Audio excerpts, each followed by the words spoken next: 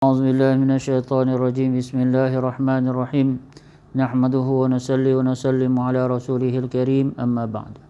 InsyaAllah kita teruskan bacaan daripada kitab Al-Hadis Al-Muntakhabah yang disusun oleh Al-Allamah Syekh Muhammad Yusuf Al-Kandahlawi. Masih lagi dalam bab ilmu dan zikir. Bab kecilnya ialah kelebihan Al-Quran. An Abi Hurairah radhiyallahu anhu qala Rasulullah sallallahu alaihi wasallam ta'allamul Qur'ana faqra'uhu fa inna masalul Qur'an liman ta'allamahu faqara'ahu wa qama bihi kamasali jarabin mahshuwin miskan tafuhu rihuhu fi kulli makan wa masalu man ta'allamahu fayarkud wa huwa fi jawfihi kamisli jarabin au ki ala miskin. Rawah At-Tirmidzi. Daripada Sayyidina Abu Hurairah radhiyallahu anhu berkata, Rasulullah sallallahu alaihi wasallam bersabda, belajarlah Al-Quran, kemudian bacalah ia, kerana seseorang yang mempelajari Al-Quran dan kemudian membacanya dalam solat tahajud adalah seumpama satu uncang yang penuh dengan kasturi dan mulutnya terbuka, lalu baunya merebak ke seluruh tempat dalam rumah. Sementara seseorang yang mempelajari Al-Quran, walaupun Al-Quran ada di dalam dadanya dan dia tidur, yakni dia tidak membaca Al-Quran dalam solat tahajud, adalah seumpama uncang yang penuh dengan kasturi tetapi mulutnya diikat. Hadis riwayat Tirmizi. Keterangan, Al-Quran adalah seumpama kasturi, sementara dada si hafiz adalah seperti uncang yang dipenuhi kasturi. Oleh itu, seseorang hafiz yang selalu membaca Al-Quran ialah seumpama seuncang kasturi yang terbuka, dan hafiz yang tidak membaca Al-Quran adalah seumpama uncang kasturi yang terikat, yang tertutup. Alhamdulillah, terdengar satu hadis Nabi SAW yang mana kelebihan nak diberitahu tentang orang yang hafal Al-Quran. Orang yang hafal Al-Quran, Allah Subhanahu Wa Taala dan Nabi SAW beritahu, bacalah dalam solat tahajud. Wa qama bihi ni ulama telah beritahu ialah maksud dia bertahajud, bersolat tahajud. Jadi apa saja yang kita baca, yang kita belajar Al-Quran dan kita baca, dan maksudnya di sini kita hafal kerana nak baca dalam solat kan.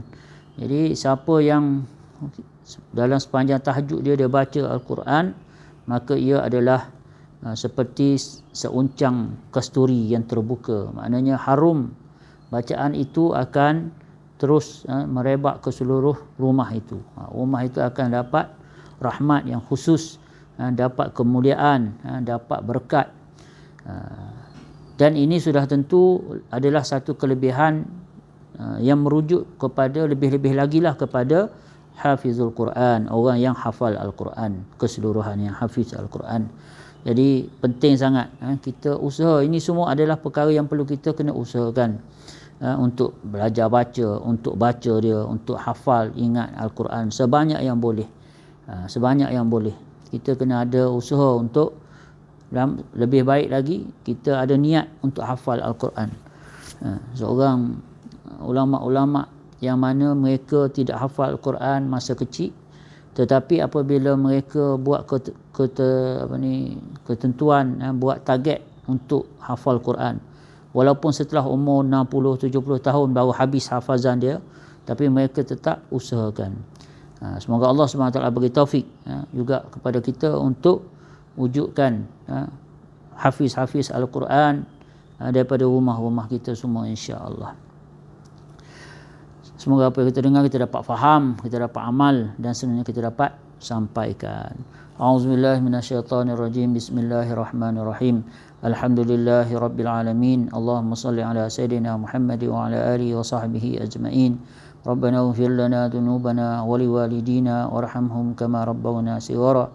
Allahumma ya Allah, ya Tuhan kami, Engkaulah Tuhan, tiada Tuhan melainkan Engkau ya Allah. Wahai Allah, dengan segala kasih sayang-Mu kami memohon, dengan belas ihsan-Mu kami meminta, ampunkanlah segala dosa-dosa kami, ampunilah kami ya Allah, segala dosa kami yang besar, yang kecil, yang sengaja, tak sengaja, yang tahu, tak tahu ya Allah, yang zahir, yang batin, yang awal, yang akhir, segalanya dalam pengetahuan-Mu ya Allah. Kami memohon padamu kebaikan yang berada dalam pengetahuan-Mu, kami memohon jauh daripada keburukan yang ada dalam pengetahuan-Mu ya Allah. Kami memohon keampunan untuk apa yang Kau tahu lebih daripada kami tahu ya Allah. Ya Tuhan kami, dengan kasih sayang-Mu ya Allah, jadikanlah hati-hati kami hati yang sentiasa mencintai Al-Quran, hati yang sentiasa suka untuk mendengar, membaca Al-Quran, hati yang sentiasa seronok untuk baca Al-Quran, yang dapat rasa kelazatan membaca Al-Quran.